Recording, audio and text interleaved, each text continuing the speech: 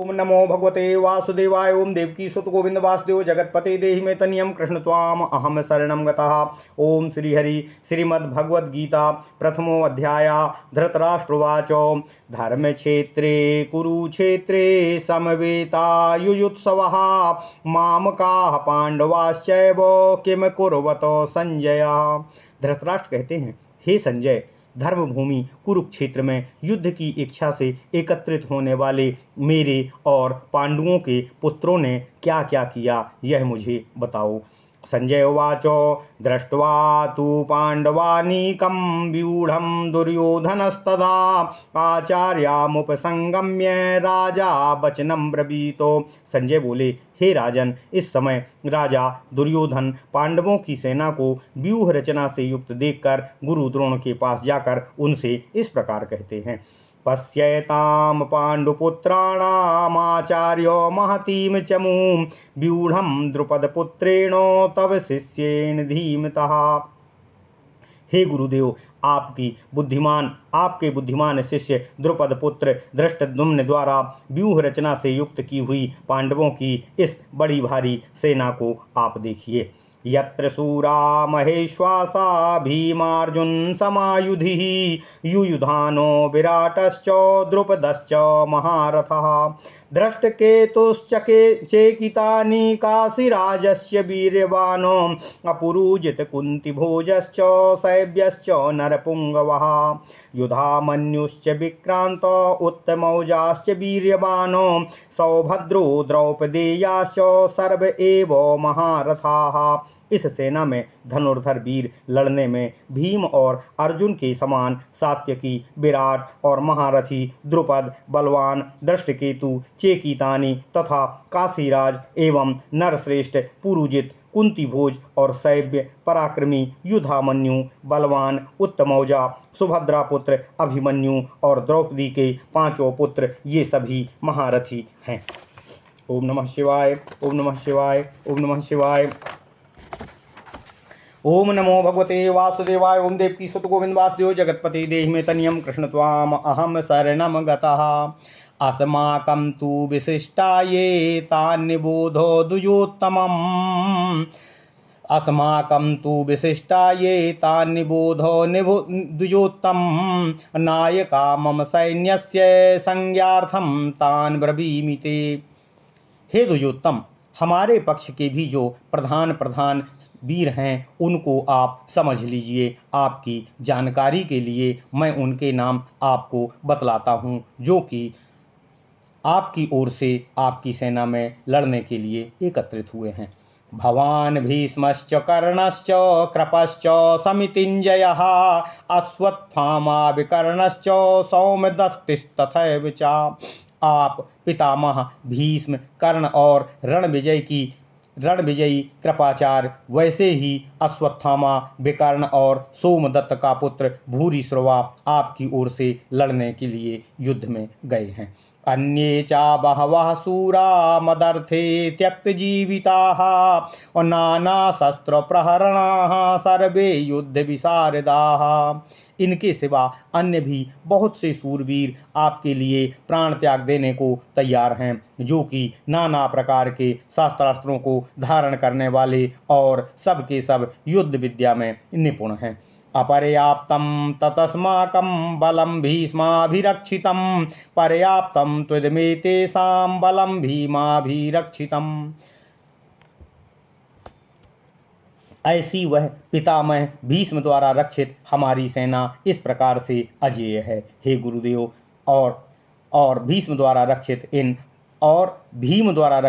इन पांडवों की यह सेना सहज ही जीती जा सकने के योग्य है। अयनेषु च सर्वेषु यथा भागामवस्थिताः भीष्ममेवाभिरक्षन्तु भवन्तः सर्व एव हि। अतः आप लोग सबके सब सभी मोर्चों पर अपनी अपनी जगह पर डटे हुए हैं, केवल पितामह भीष्म की ही रक्षा करते रहें। तस्य सज्जनयन हर्षं कुरु बद्धा पितामह सिंहनादं विनद्योश्चय शंखं दधमौ प्रतापवानो। इसके बाद कुरुवंशियों में वृद्ध प्रतापी पितामह भीष्म ने उस दुर्योधन के हृदय में हर्ष उत्पन्न करते हुए उच्च स्वर से सिंह के समान गर्जन करते हुए अपना शंख बजाया। ततः शंखाश्च भीर्यश्च पणवानक गोमुखाः सहसैवाभ्यहन्यन्त सह शब्दास्तुमुलो भवतो। फिर एक ही साथ शंख नगारे ढोल मृदंग और रणसिंगा आदि बाजे बजने लगे। वह शब्द बड़ा ही भयंकर और हृदय को विदीर्ण करने वाला था।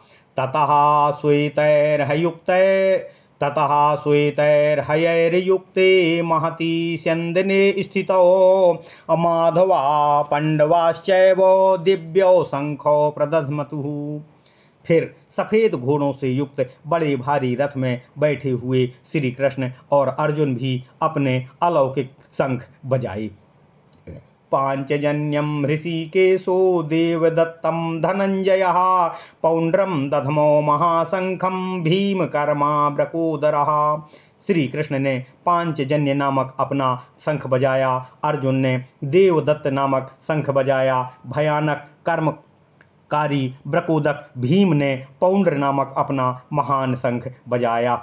अनंत विजयम राजा कुंती पुत्रो युधिष्ठिरः नकुलः सहदेवश्च सुघोषो मणिपुष्पकौ। कुंती पुत्र राजा युधिष्ठिर ने अपना अनंत विजय, नकुल ने सुघोष और सहदेव ने अपना मणिपुष्प नाम वाला शंख बजाया। काश्यश्च परमेश्वासः शिखंडी च महारथः धृष्टद्युम्नो विराटश्च सात्यकिश्चापराजितः। द्रुपदो द्रौपदेयाश्च सर्वशः पृथ्वीपते सौभद्रस्य महाबाहु शंखं दधमुः पृथक पृथको। हे पृथ्वीनाथ, महाधनुर्धारी काशीराज, महारथी शिखंडी, धृष्टद्युम्न और विराट, अजेय सात्यकी, द्रुपद और द्रौपदी के पांचों पुत्र तथा महाबाहु सुभद्रा पुत्र अभिमन्यु, इन सब ने भी सब ओर से अलग अलग अपने अपने शंख बजाए। साघोषो धार्तराष्ट्राणां हृदयानि व्यदारयतो नभश्च पृथ्वीं चैव तुमुलो व्यानुनादयन्। वह भयंकर शब्द आकाश और पृथ्वी को गुंजाता हुआ धृतराष्ट्र पुत्रों के हृदय को विदीर्ण करने वाला था। अथ व्यवस्थितान् दृष्ट्वा धार्तराष्ट्रान् कपिध्वजः प्रवृत्ते शास्त्र संपाते धनुरुद्यम्य पांडवः। ऋषिकेशं तदा वाक्योमिदमाह महीपते सेनयोरुभयोर्मध्ये रथं स्थाप्य मेच्युता यावदेतान् निरीक्षेऽहं योद्धुकामान् अवस्थितान् कैर्मया सह योद्धव्यामस्मिन् रण समुद्यमे। ओम नमः शिवाय, ओम नमः शिवाय। फिर संजय कहते हैं, हे पृथ्वीनाथ, फिर उस शस्त्र चलाने की तैयारी के समय युद्ध के लिए सज कर डटे हुए धृतराष्ट्र पुत्रों को देखकर कपिध्वज अर्जुन धनुष उठाकर भगवान श्री कृष्ण से इस तरह निवेदन करते हैं, हे अच्युत, जब तक मैं अपने सम्मुख खड़े हुए इन युद्ध की इच्छा धारण करने वाले वीरों को भली भांति ना देख लूं कि हमें इस रण में उद्योग से मुझे किन किन के साथ युद्ध करना है, तब तक आप मेरे रथ को दोनों सेनाओं के बीच में खड़ा करने की कृपा कीजिए। योत्स्यानानवेक्षेऽहं या एतेऽत्र समागताः धार्तराष्ट्रस्य दुर्बुद्धेर्युद्धे प्रियचिकीर्षवः। मेरी यह प्रबल इच्छा है, हे कृष्ण, हे इस दुर्मति दुर्योधन का युद्ध में भला चाहने वाले जो ये सभी राजा लोग यहाँ दुर्योधन की ओर से युद्ध करने आए हैं, उन युद्ध करने वालों को मैं भली प्रकार से देख लूँ। एव मुक्तो हृषिकेशो गुडाकेशेन भारत सेनयोरुभयोर्मध्ये स्थापयित्वा रथोत्तमम्। भीष्म द्रोणो प्रमुखतः सर्वेषां चामहीक्षिताम् उवाच पार्थ पश्येतान् समवेतान् कुरुनिति। संजय बोले, हे महाराज, हे भारत, निद्रा जित अर्जुन द्वारा इस प्रकार प्रेरित हुए प्रभु श्री कृष्ण इस समय उत्तम रथ को दोनों सेनाओं के बीच में भीष्म और द्रोणाचार्य के तथा अन्य सभी राजाओं के सामने खड़ा करके अर्जुन से बोले, हे पार्थ, इन इकट्ठे हुए कौरव वीरों को तुम अब देखो। तत्रापश्य स्थितान् पार्थः पितृनथो पितामहान् आचार्यान् मातुलान् भ्रात्रान् पुत्रपौत्रान् सखींस्तथा स्वासुरान् सुहृदश्चैव सेनयोरुभयोरपि तान् समीक्ष्य सा कौन्तेय सर्वान् बन्धून् वस्थितान् कृपया परयाविष्टो विसीदन्निदं ब्रवीतो दृष्ट्वेवं स्वजनं कृष्ण युयुत्समं समुपस्थितं सीदन्ति मम गात्राणि मुखं च परिशुष्यति बेपथुश्च शरीरे मे रोमहर्षश्च जायते। फिर वह प्रथापुत्र अर्जुन वहाँ दोनों सेनाओं के मध्य में खड़े हुए अपने ताऊ, चाचों, दादों, गुरुओं को, मामों को, भाइयों को, पुत्रों और पौत्रों को, मित्रों को, ससुरों को और अपने ही सुहृद वर्ग के लोगों को, वहाँ उन सभी कुटुंबियों को खड़े हुए देखकर अत्यंत करुणा से घिरकर वह कुंती पुत्र अर्जुन भगवान श्री कृष्ण से शोक करते हुए इस प्रकार कहने लगे, हे कृष्ण, सामने खड़े हुए इस युद्ध की इच्छाधारी स्वजन समुदाय को देखकर मेरे सभी अंग शिथिल हो रहे हैं, मेरा मुख सूख रहा है, मेरे शरीर में कंप और रोमांच हो रहा है। गांडीवं संसृते हस्तास्त्वच्चैव परिदह्यते गांडीवं स्रंसते हस्तास्त्वच्चैको परिदह्यते नाचा शक्नोम्यवस्थान्तुं भ्रमति वोचा मे मनः। हे श्री कृष्ण, गांडीव मेरा मेरे हाथ से खिसक रहा है, त्वचा मेरी जल रही है, साथ ही मेरा मन भ्रमित सा हो रहा है और अधिक क्या कहूँ, मैं इस रण के बीच में खड़ा रहने में भी समर्थ नहीं हो पा रहा हूँ। निमित्तानि चापश्यामि विपरीतानि केशवो नाचाश्रेयोनुपश्यामि हत्वा स्वजनमाहवे। हे केशव, इसके सिवा और भी सब लक्षण मुझे इस युद्ध में विपरीत ही दिखाई दे रहे हैं। युद्ध में अपने ही कुल को नष्ट करके मैं अपना कल्याण कदापि नहीं देख रहा हूँ। नाकांक्षे विजयम कृष्णो नाचा राज्यम सुखानि चा किम नो राज्येन गोविंदो किम भोगैर्जीवितेन वा। हे श्री कृष्ण, मैं ना अपने ही कुटुंबियों को मारकर अपनी विजय ही चाह रहा हूँ और ना ही मुझे अपने कुटुंबियों को मारने के बाद ही राज्य और सुख की इच्छा रखता हूँ। हे गोविंद, हमें राज्य से और राज्य के भोगों से या जीवित रहने से क्या प्रयोजन होगा जब हमारे कुटुंबी ही हमारे साथ नहीं रह पाएंगे। ये सामर्थ्ये कांक्षितम नो राज्यम भोगा सुखानि चा ता इमेव स्थिता युद्धे प्राणास त्यक्त्वा धनानि चा आचार्याः पितरः पुत्रास्तथैव चा पितामहाः मातुलः स्वासुरः पौत्राः श्यालाः सम्बन्धिनस्तथा।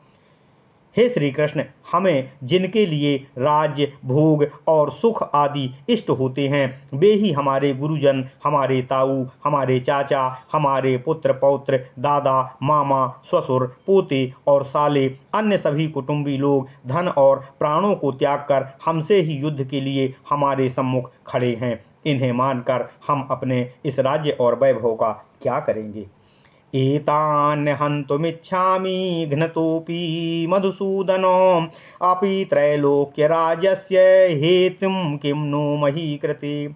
हे मधुसूदन, हे श्री कृष्ण, मुझ पर वार करते हुए भी इन संबंधियों को त्रिलोकी का राज्य पाने के लिए भी मैं इन्हें मारना नहीं चाहता हूँ। फिर जरा सी पृथ्वी के लिए तो मुझे कहना ही क्या है कि मैं इनसे युद्ध करूँ। निहत्यो धार्तराष्ट्रान्नाः का प्रीतिः स्वजनार्दनः पापमेवाश्रयेदस्मान् हत्वैतानाततायिनः। हे जनार्दन, इन धृतराष्ट्र पुत्रों को मारने से हमें क्या प्रसन्नता होगी?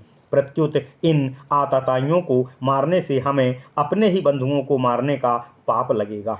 तस्मान्नार्हा वयं हन्तुं धार्तराष्ट्रान् स्वबान्धवान् स्वजनं हि कथं हत्वा सुखिनः स्याम माधव।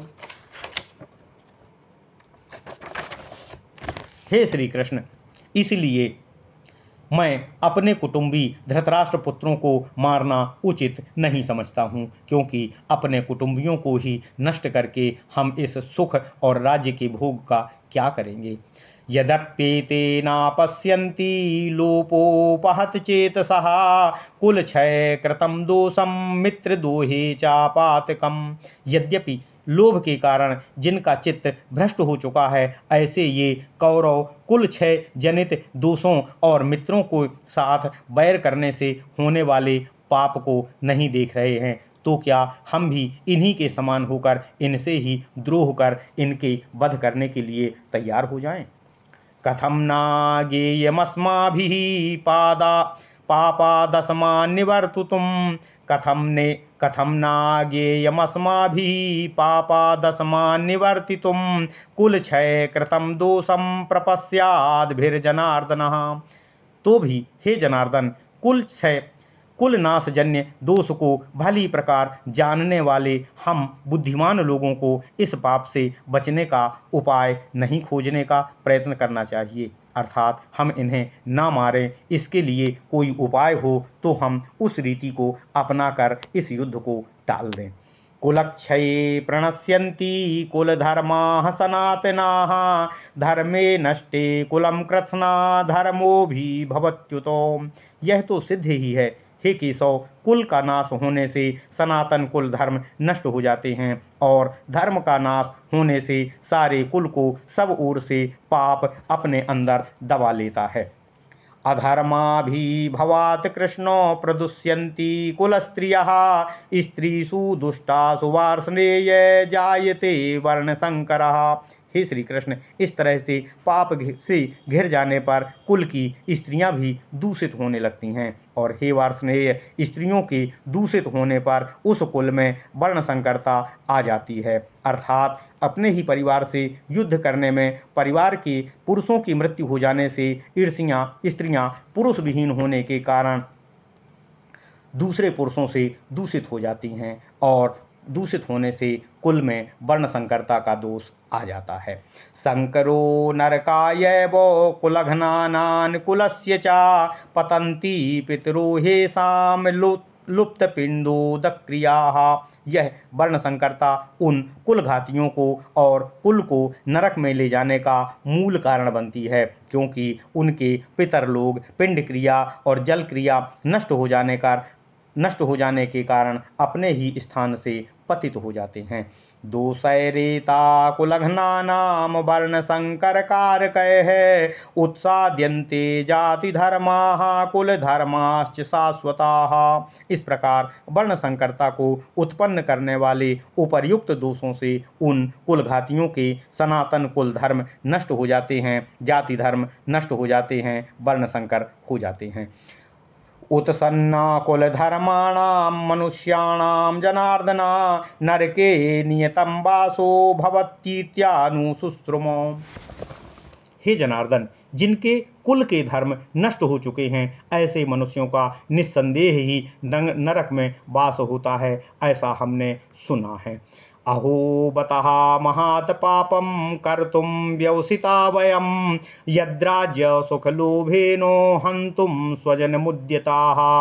अहो हे श्री कृष्ण, शोक है कि हम लोग बड़ा भारी पाप करने का निश्चय कर बैठे हैं, जो कि इस राज्य सुख के लोभ से अपने ही कुटुंब का नाश करने के लिए हम लोग तैयार हो गए हैं। यदि मामो प्रतीकारमस्त्रं शस्त्रपाणयः धार्तराष्ट्रारणे हन्युस्तन्मे क्षेमतरं भवेतो। यदि इस शस्त्र रहित और सामना न करने वालों के ये शस्त्रधारी धृतराष्ट्रपुत्र दुर्योधन आदि रणभूमि में मार डालें तो वह भी मेरे लिए अच्छा है कि मैं इनके ही हाथ से मृत्यु को प्राप्त होकर अपने कुल का बचाव कर सकूं। संजय उवाचो एवं मुक्त्वार्जुनः सांख्ये रथो पश्य उपाविशतो विसृज्य ससरम चापम शोक संविघ्न मानसः। संजय बोले, हे महाराज, हे धृतराष्ट्र, उस रणभूमि में वह अर्जुन इस प्रकार कहकर बाणों सहित अपने धनुष को छोड़कर शोकाकुल चित्त हो रथ में ऊपर पहले सैनिक को देखने के लिए जहाँ खट पर खड़ा हुआ था वहीं पर बैठ जाता है और भगवान